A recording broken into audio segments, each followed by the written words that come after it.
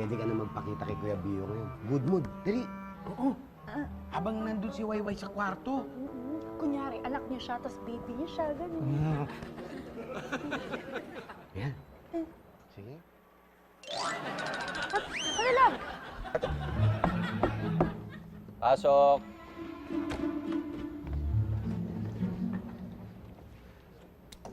Sandali, nandito na si Love? Umalis ulit. Iniwan lang itong gamit niya. Alam ni Bio? Hindi. Hindi rin namin alam kung paano sasabihin sa kanya eh.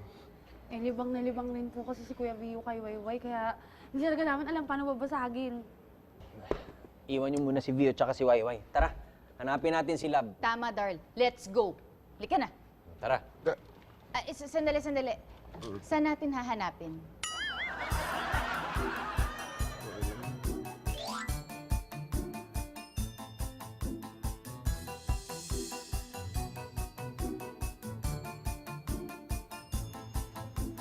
Dad, mawalang galang na nga. Lumayas ka muna dyan.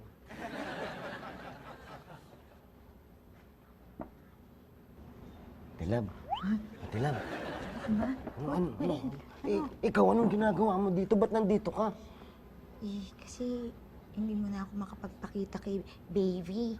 Kasi kitang-kita ko na parang aliw na aliw siya kay Wayway. Pambihira ka naman. Ba't dito ka pa nagpunta? Ang dami-dami namang coffee shop doon sa lugar natin. Bakit hindi ka doon?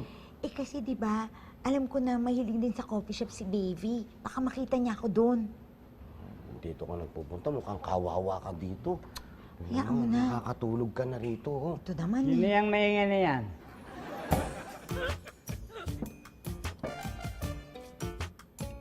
Aha! Sinabi ko na nga ba, babalik ka, day! Reseptura mo yan. Wala ka na makikita kasing gwapo ng asawa mo.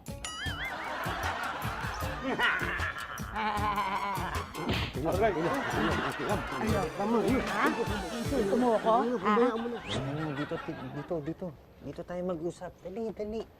Para hindi tayo marinig ni Bio. Okay. Pinuntahan ko na lahat ng suki ni Love ng organic na gulay, pero matagal na daw siyang hindi nakikita doon. Galing na rin kami ni Bulina sa Divisoria. Ginalugan namin lahat ng mga suki ni Ate Lab sa tela, glitter, kartolina, trapal. Sa lahat ng mga ginagamit sa mga tsorba sa mga events. Oo, Nga, wala sila lahat balita kay Ate Love. Guess what? Ano? Nakita ko na siya! Kaya, Miss Wai. Ay, si Ate Lab. Eto. Ayan, yan. Yan! Pinakulong ako niyan! Yan! Bakit hindi? Matapos mo akong black, ayan, tinan mo nga. Eh bakit hindi kita ma-black? Ayan! Iniinsulto mo ako? Hindi kita ininsulto. Nagsasabi lang ako ng totoo.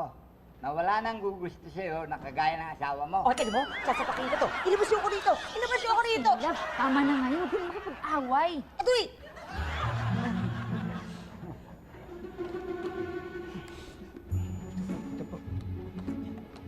Kat! Ayan po ang kapatid ko. Please lang po, may investigador. Hindi lang po sila nagkaintindihan ni Kaprang. Kaya palabasin niyo na po yung kapatid ko. Ako po, naloko na. Hindi ko siya pwedeng palabasin. Bakit hindi? Hindi ko siya pwedeng palabasin dahil ang punchline ko, pasok! Tawa ka dyan!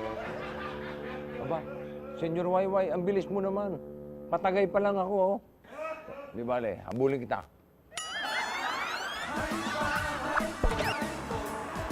Buti na lang, nagjo-joke lang si Mr. Investigador. Pasok!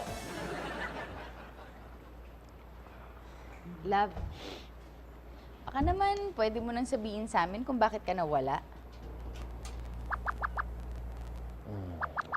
Sige. Kung ayaw mo sa amin, okay lang. Pero tingin ko dapat tapat ka kay Bio.